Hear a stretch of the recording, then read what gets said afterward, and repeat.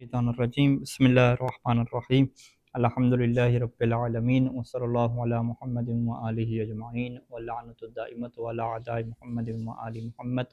अम्मा बअदु वफ़क़नल्लाहु व इय्याकुम लिल इल्मि वल अमल सालिहीन। इंशाअल्लाह ताला एक मरतबा दुरूद से आगाज़ करेंगे। अल्लाहुम्मा सल्लि अला मुहम्मद।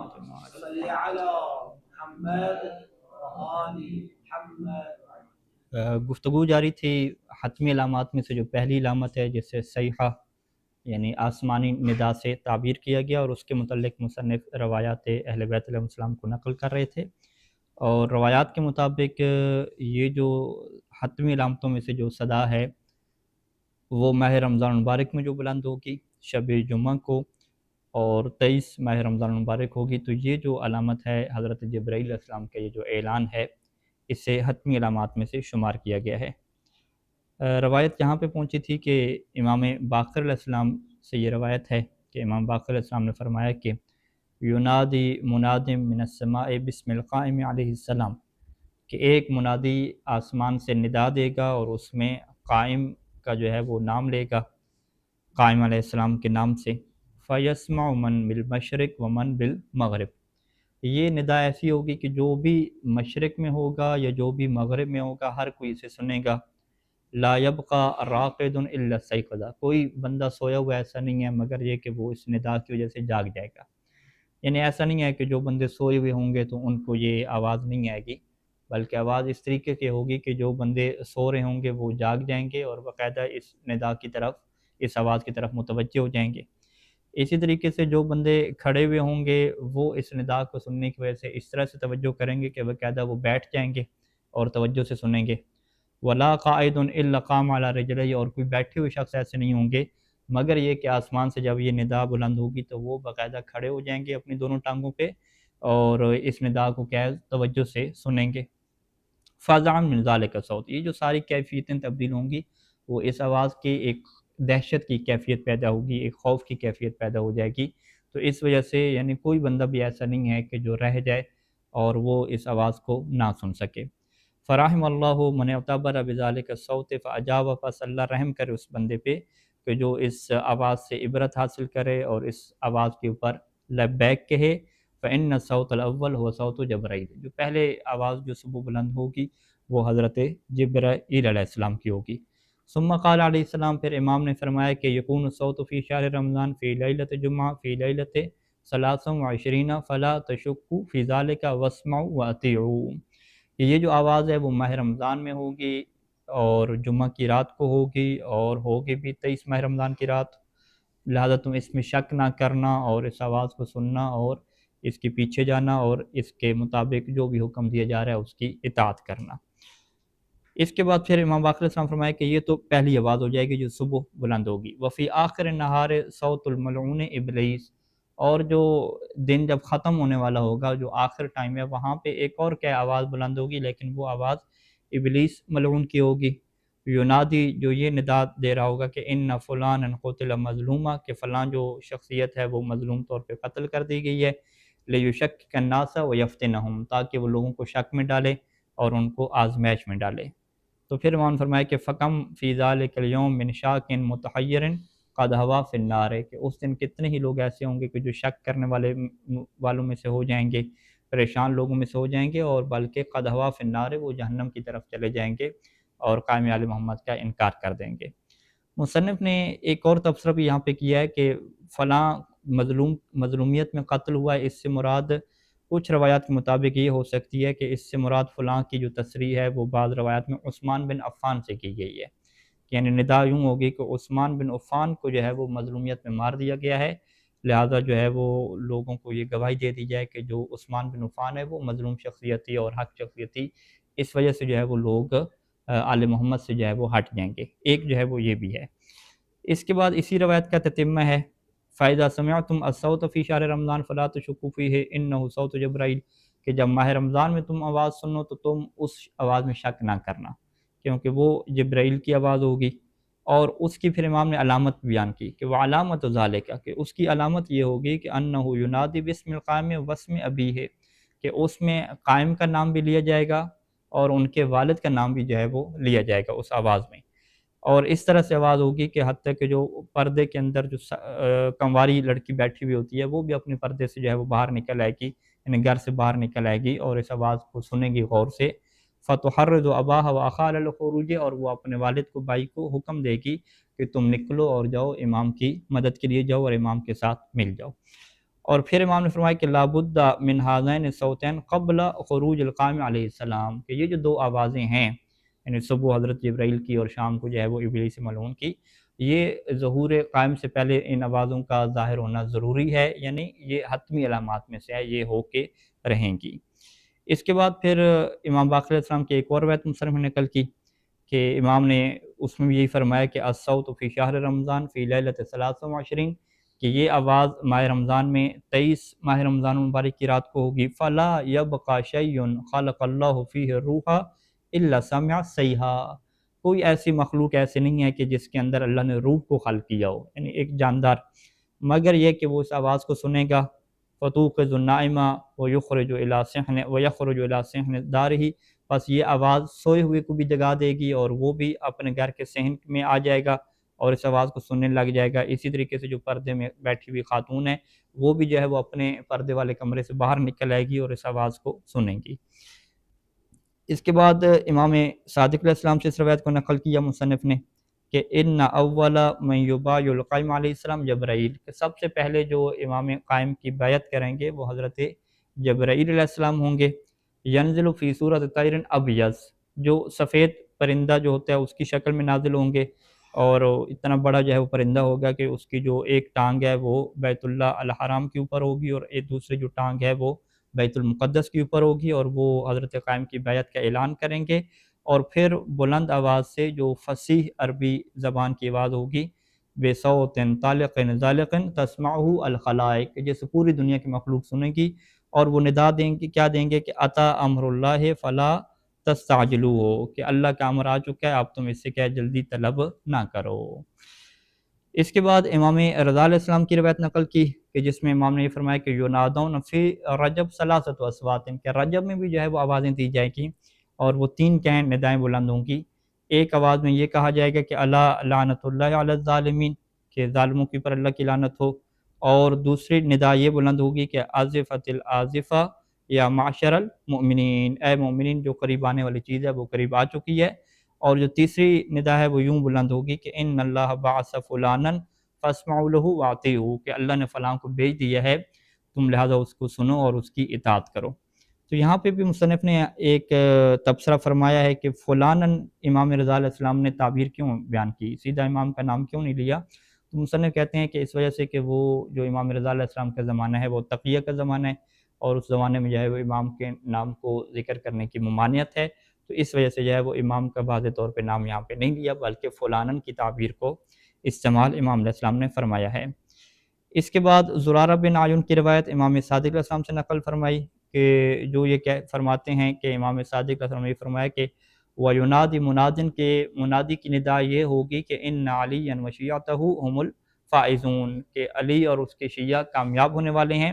اس وقت زرارہ یہ کہتا ہے کہ میں نے امام سے یہ پوچھا کہ فَمَن يُقَاتِلُ الْمَهْدِيَّ بَعْدُ هَذَا، کہ جب یہ اعلان ہو جائے گا کہ علی اور اس کے شیعہ کامیاب ہونے والے ہیں تو پھر امام مہدی علیہ السلام سے کون لڑے گا، کون ان سے جو ہے وہ مخالف ہوگا اور جنگ کرے گا؟ تو امام نے فرمایا کہ ان شیطان ینادی، کہ اصل صورتحال یہ ہوگی کہ شیطان کی ندا بھی بلند ہو جائے گی، اور شیطان ندا یہ دے گا کہ ان فلانا وشیعتہ هم الفائزون، کہ شیطان کی ندا یہ ہوگی کہ ان فلانا وشیعتہ هم الفائزون، کہ وہ فلاں کا نام لے لے گا کہ فلاں اور اس کی شیعہ جو ہے وہ کامیاب ہونے والے ہیں۔ پھر امام نے یہاں پہ ذکر کیا کہ لرجل من بنی امیہ، یہ جو فلاں ہے وہ بنی امیہ کا ایک شخص ہوگا، اور مصنف نے نیچے جو ہے وہ حاشیے میں تبصرہ کیا ہے کہ اس سے مراد جو ہے وہ دو بندے ہو سکتے ہیں، یا اس سے مراد جو ہے وہ عثمان بن عفان ہیں کہ یہ اعلان ہوگا کہ عثمان بن عفان اور اس کے شیعہ کامیاب ہونے والے ہیں، یا اس سے مراد عثمان بن عنبسہ السفیانی ہے۔ سفیانی کا جو اصل نام ہے روایات میں ذکر جو ہوا ہے عثمان بن عنبسہ ذکر ہوا ہے، تو یا تو یہ سفیانی کے بارے میں ہوگا کہ سفیانی اور اس کے شیعہ کامیاب ہوں گے۔ تو اس کے بعد جو ہے وہ زرارہ پھر سوال کرتا ہے کہ فَمَن يَعْرِفُ الصَّادِقَ مِنَ الْكَاذِبِ، کہ پھر یہ جب دو ندائیں ہو جائیں گی اور صورتحال ایسی ہوگی کہ بنی امیہ والے کچھ لوگ اہل بیت کے دشمن جو ہیں وہ بھی کہیں گے کہ ہم تو جو ہے وہ امام کے خلاف ہیں، تو پھر ہمیں پتہ کیسے چلے گا کہ صادق اور کاذب کیا ہے، کہ سچی آواز کون سی ہے اور جھوٹی ہے وہ کون سی ہے؟ تو امام نے فرمایا کہ یعرفہ الذین کان یروون حدیثنا، کہ اس سچی ندا کو وہی پہچانتے ہوں گے کہ جو ہماری حدیثوں کو روایت کرتے ہیں، ویقولون، اور وہ کہتے ہیں کہ انہ یکون قبل ان یکون ویعلمون انہم هم المحقین الصادقون، کہ وہ یہ کہتے ہیں کہ یہ ندا اس سے پہلے ہوگی، یعنی جو پہلے نمبر پہ ندا ہے وہ حق والی ندا ہوگی، اور بعد والی کیا ہوگی؟ ندا باطل والی ہوگی۔ وَيَعْلَمُونَ، اور انہیں یہ بھی علم ہے ہماری حدیثوں کو نقل کرنے کی وجہ سے کہ انہم المحقون الصادقون، کہ وہی حق کے اوپر ہیں اور وہی کیا ہیں؟ سچے ہیں۔ یعنی امام علیہ السلام نے یہاں پر بھی جو ندا کی پہچان کو اسی بات کے اوپر موقوف کر دیا ہے کہ جس سے ہماری حدیث کی معرفت ہوگی اور جو ہمارے علوم کو جانتے ہوں گے۔ یعنی یہاں پر بھی جو اصل کمال ہے وہ انسان کے علم اور بصیرت کے اوپر آ کے ٹھہرتا ہے، کہ علم اور بصیرت کی بنیاد پہ ہی انسان جو ہے وہ حق اور باطل میں فرق کر پائے گا، وگرنہ اس طرح کی جو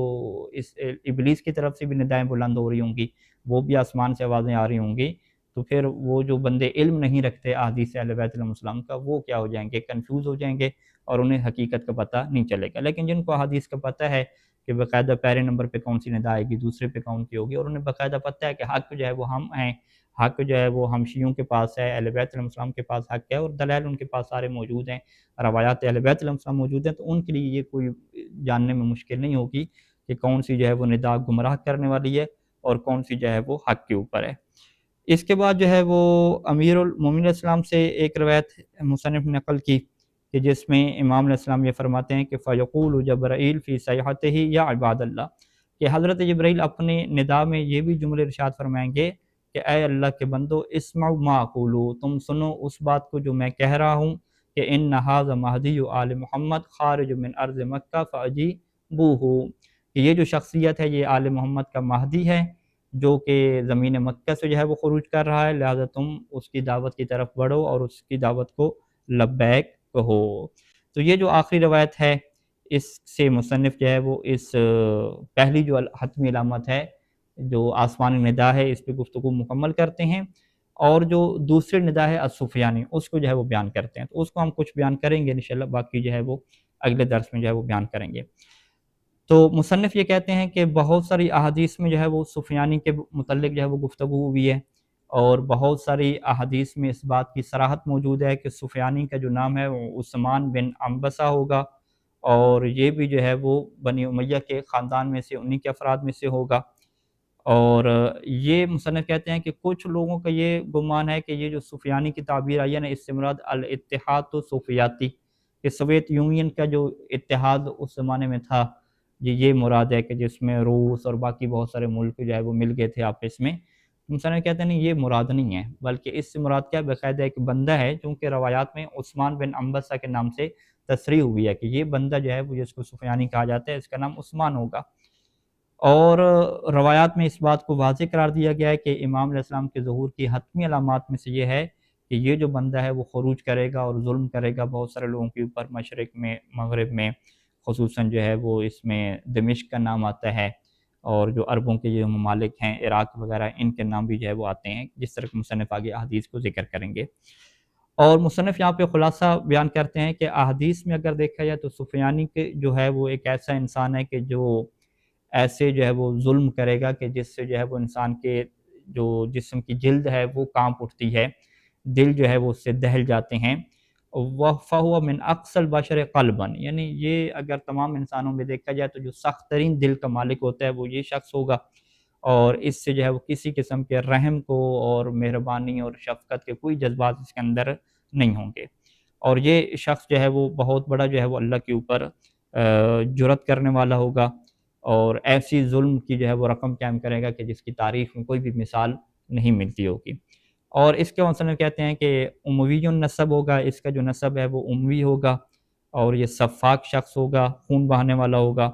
اور بشر یعنی انسانوں کو ایسے قتل کرے گا کما تقتل الحشرات، جیسے کہ جو ہے وہ حشرات کو قتل جو ہے وہ کیا جاتا ہے، حشرات الارض کو، کیڑے مکوڑوں کو۔ اور اسی طریقے سے جو مسلمان خواتین ہوں گی ان کے پردے کی اور ان کی عصمت دری کرنا، یہ بھی ان لوگوں کا جو ہے وہ شامل ہوگا۔ اور کوئی ایسا حرام کام نہیں ہے کہ یہ اسے نہیں چھوڑیں گے مگر اس کا ارتکاب کریں گے۔ اور اس کے جو ساتھی ہوں گے ان کی ایک علامت یہ ہوگی کہ ان کے جو دل ہیں وہ نفرت سے اور بغض سے اور آل رسول سے، اہل بیت سے جو ہے وہ دشمنی کے ساتھ بھرے ہوئے ہوں گے، یعنی یہ سخت دشمنی رکھتے ہوں گے آل محمد سے۔ اور مصنف کہتے ہیں اس کی وجہ یہ ہے کہ سفیانی جو ہے وہ اپنے جو اسلاف ہیں، آباء و اجداد جو اموی ہیں، یزیدی ہیں، یہ انہی کا کیا ہوگا، وارث ہوگا کہ اور ظاہری بات ہے ان لوگوں کے جو ہاتھ ہیں وہ مکمل طور پہ آل بیت کے خون سے رنگے ہوئے ہیں، تو یہ بھی جو ہے وہ انہی جرائم کو جو اہل بیت کے اوپر ظلم کا سلسلہ ہے اس کو یہ آگے بڑھائے گا، اور اس طریقے سے جو ہے وہ ظلم کرے گا کہ اہتز منہا عرش الرحمن، کہ رحمان کا عرش بھی اس سے کانپ جائے گا۔ اور اس کے بعد مصنف کہتے ہیں کہ یہ جو ہے وہ بہت سارے ملکوں کے اوپر قبضہ کرتا جائے گا اور بہت سارے لوگوں کو یہ قیدی بنا لے گا، اور اس صورت میں جو ہے وہ بہت بڑی جو ہے وہ لوگوں کے اوپر آزمائش ہوگی اور انتہائی جو ہے وہ مشکلات ہوں گی، کیونکہ یہ جو ہے وہ ہر جگہ پہ جو ہے وہ کنٹرول کرتا جائے گا، اور اس کنٹرول کے اندر اس نے باقاعدہ جو ہے وہ مردوں کو، بچوں کو، خواتین کو قتل کرنا، خون بہانا، ایک یعنی اس کی جو حکومتیں ہوں گی اس کے اندر ایک ظلم کا جو ہے خوف کا کیا ماحول بنا ہوا ہوگا۔ فَهُوَ بَلَاءٌ عَظِيمٌ مُبِينٌ وَمِحْنَةٌ كُبْرىٰ عَلَى الشَّرْقِ الْأَوْسَطِ، یہ جو ہے وہ بہت بڑی آزمائش ہوگی شرق اوسط والے لوگوں پہ، جس میں سوریہ ہے، عراق ہے، مدینہ منورہ ہے، اور اس طرح کے جو ارد گرد کے جو علاقے ہیں ان لوگوں کے اوپر کیا یہ بہت بڑی آزمائش ہوگی۔ اور یہاں پہ مصنف کہتے ہیں کہ خود اللہ کے رسول سے لے کر آخری جو ہے وہ اہل بیت علیہ السلام کے فرد تک ہر امام سے جو ہے وہ روایات اس کے متعلق موجود ہیں، یہ کس طرح کی جو ہے وہ آزمائش ہوگی، کتنی جو ہے وہ مشکل دور ہوگا، اور اس کے بعد پھر مصنف کیا ہیں کچھ حدیث کو نقل کرتے ہیں۔ پہلی جو حدیث ہے یہ حذیفہ بن یمان کی ہے کہ جو اس نے اللہ کے نبی سے نقل فرمائی ہے، کہ جس میں اللہ کے نبی نے آخری زمانے کے فتنوں اور آزمائشوں کو ذکر کیا، اور اس کے بعد فرمایا کہ فَبَيْنَمَا هُمْ كَذَلِكَ يَخْرُجُ عَلَيْهِمْ السُّفْيَانِ مِنْ وَادِ الْيَابِسِ فِي فَوْرِ ذَلِكَ، کہ ان فتنوں کا زمانہ بھی جاری ہوگا کہ ان کے درمیان جو ہے وہ ایک جو خشک وادی ہے، خشک وادی سے جو ہے وہ سفیانی نکلے گا، حتیٰ ینزل دمشق، جہاں تک کہ وہ دمشق کے اوپر جو ہے وہ پڑاؤ ڈالے گا، فیبعث جیشین، یعنی اس کا جو مرکز ہے وہ یہی دمشق اور شام ہوگا، یہاں پہ وہ رک کر جو ہے وہ دو جو ہے وہ اپنے لشکر بھیجے گا، جیشن الی المشرق وآخر الی المدینہ، ایک لشکر جو ہے وہ مشرق کی طرف اور ایک جو ہے وہ مدینہ کی طرف۔ مصنف نے یہاں پہ کہا ہے کہ اگر آپ دمشق میں بات کریں اور دمشق کی نسبت سے آپ مشرق کی بات کریں تو اس سے مراد جو ہے یہی عراق بنتا ہے، جو کہ کوفہ کا جو ہے وہ شہر ہے، کہ کوفہ میں کیا ہے یہ آئے گا اور کوفہ کے ارد و گرد اور ان علاقوں میں کیا ہے وہ تباہی پھیلائے گا۔ حتیٰ ینزلوا بارض بابل من المدینہ الملعونہ، یہاں تک کہ یہ جو ہے وہ زمین بابل کے اوپر جو ہے پڑاؤ ڈالے گا، جو کہ مدینہ ملعونہ ہے، اور یہاں پہ یعنی بغداد کے جو ہے وہ لفظ موجود ہیں کہ مدینہ ملعونہ یعنی کہ بغداد۔ مصنف نے یہاں پہ تبصرہ کیا ہے کہ جو روایات میں مدینہ ملعونہ آتا ہے یعنی وہ علاقہ کہ جس کے اوپر اللہ کا عذاب نازل ہوا تھا، اس سے مراد جو ہے وہ بابل کی زمین ہے، اور بابل کی زمین کے متعلق روایات یہ ملتی ہیں کہ علی علیہ السلام، امیر المومنین علیہ السلام جب اس زمین سے گزرے تھے تو انہوں نے یہاں پہ نماز نہیں پڑھی تھی اور کہا تھا کہ یہ زمین ایسی ہے کہ جہاں پہ اللہ کا عذاب نازل ہوا ہے، تو لہٰذا جو ہے وہ اس سے مراد بابل ہونی چاہیے۔ تو یہ جو آگے جو روایت کے اندر الفاظ ہیں یعنی بغداد، یہ مصنف کہتے ہیں کہ لگتا یہ ہے کہ یہ راوی کی طرف سے ہیں، کہ راوی نے خود کیا اس کی تفسیر کی ہے، وگرنہ روایات میں ہمیں بغداد جو ہے وہ مدینہ ملعون کے طور پہ نہیں ملتا کہ جس کے اوپر اللہ کا عذاب کسی دور میں نازل ہوا ہو، تو لہٰذا جو ہے وہ اس سے مراد جو ہے وہ بابل کی کیا ہے زمین ہوگی، یعنی بابل کے زمین کے اوپر آ کے یہ پھر کیا ہے قبضہ کرے گا، پڑاؤ ڈالے گا۔ فَيَقْتَلُونَ أَكْثَرَ مِنْ 3,000 کہ یہ 3,000 سے زیادہ لوگوں کو یہ لوگ قتل کریں گے، وَيَفْزَحُونَ أَكْثَرَ مِنْ 100 امرأة اور 100 سے زیادہ خواتین کی عصمت دری کریں گے، وَيَقْتُلُونَ بِهَا 300 كَبْشٍ مِنْ بنی عباس، اور بنی عباس کے جو خاندان کے لوگ ہوں گے ان میں سے 300 جو سردار ہیں، ان کے جو بڑے مرکزی لوگ ہیں، یہ ان کو بھی کیا کر لیں گے، قتل کر لیں گے۔ ثم ينحدرون الى الكوفہ، پھر یہ کوفہ کی طرف جو ہے وہ بڑھیں گے اور کوفہ میں بھی تباہی ڈھائیں گے، اور پھر وہاں سے جو ہے وہ بہت ساری خواتین، بچوں وغیرہ کو یہ قیدی بنا کے اور شام کی طرف کیا ہے دوبارہ واپس جا رہے ہوں گے، تو یہاں تک کہ پھر فتخرج راية هدى من الكوفہ، کوفہ سے جو ہے وہ جو ہدایت کا پرچم ہے وہ کیا خروج کرے گا، جو کہ یمنی کا جو ہے وہ پرچم ہے، اور وہ اس لشکر کے جو ہے وہ پیچھے جائے گا، اور اس لشکر کے پیچھے جا کے فیقتلونہم، اس سارے لشکر کو جا کے قتل کر دے گا، اور ان میں سے جو ہے وہ کوئی بندہ بھی نہیں بچے گا، حتیٰ کہ لا یفلت منہ مخبر، کوئی ایسا بھی نہیں بچے گا کہ جو ان میں سے بچ جائے اور آگے جا کے کیا صورتحال کی خبر دے۔ اور وَيَسْتَنْقِذُونَ مَا فِي أَيْدِيهِمْ مِنَ السَّبْيِ وَالْغَنَائِمِ، اور انہوں نے جو قیدی بنا لیے ہوں گے اور جو انہوں نے لوٹ مار کی ہوگی، وہ ساری چیزیں کیا ہے، یہ لشکر ان کے ہاتھ سے چھڑا کے واپس لے جائے گا۔ یہ تو جو ہے وہ پہلے لشکر کی صورتحال ہے کہ اس کے ساتھ یہ حالات پیش آئیں گے سفیانی کے۔ دوسرے لشکر کے مطابق جو ہے وہ اللہ کے رسول نے یہ فرمایا کہ وہ جو لشکر ہے جو مدینہ کی طرف بھیجا جائے گا، وہاں پہ یہ لوگ جو ہے وہ مدینہ میں اور مدینہ کے ارد گرد جو ہے وہ 3 دن جو ہے وہ لوٹ مار کریں گے، اور پھر جو دوبارہ کیا ہے مکہ کی طرف چلے جائیں گے، حتیٰ اذا کانوا بالبیضاء، جہاں تک یہ بیضاء کے ایک مقام پہ پہنچیں گے۔ تو پھر حضرت جبرائیل علیہ السلام کو اللہ تعالیٰ مبعوث فرمائے گا، حضرت جبرائیل کو بھیجے گا، یا جبرائیل اذهب فابدہم، کہ اے ابراہیل جاؤ اور ان لوگوں کو جو ہے وہ تباہ کر دو۔ تو اب جبرائیل علیہ السلام آئیں گے، فَيَضْرِبُهَا بِرِجْلِهِ، تو وہ زمین کو جو ہے وہ اپنی ٹانگ کے ذریعے سے جو ہے وہ ایک ضربت لگائیں گے، یہاں تک کہ اللہ اس زمین کو جو ہے وہ دنسا دے گا، یعنی وہ زمین جو ہے وہ ساری کی ساری نیچے چلی جائے گی اور سارے کے سارے لشکر تباہ ہو جائے گا۔ وَلَا يَفْلُتْ مِنْهَا إِلَّا رَجُلَانْ مِنْ جُهَيْنَةَ، اور اس لشکر میں سے فقط جو ہے وہ 2 بندے جو ہے وہ بچیں گے جو قبیلہ جوہینہ میں سے ہوں گے، باقی سارے جو ہے وہ اس میں دنس جائیں گے۔ تو یہاں تک یہ جو ہے وہ حدیث ختم ہوتی ہے، کہ جس کا خلاصہ یہی ہے کہ دمشق سے جو 2 اس کے لشکر آئیں گے ان کی تباہی اس طریقے سے ہوگی کہ کوفہ میں یہ جو لوٹ مار کریں گے تو کوفہ سے ایک لشکر جو ہے وہ جا کے انہیں تباہ کر دے گا، اور جو مدینہ میں تباہی کریں گے تو وہ مقام بیضاء پہ اللہ کے عذاب کا جو ہے وہ شکار ہو جائیں گے۔ اس کے بعد اور بھی روایات جاری ہیں انشاءاللہ سفیانی کے متعلق، وہ ہم اگلے درس میں بیان کریں گے۔ وصلی اللہ علی محمد وآلہ اجمعین۔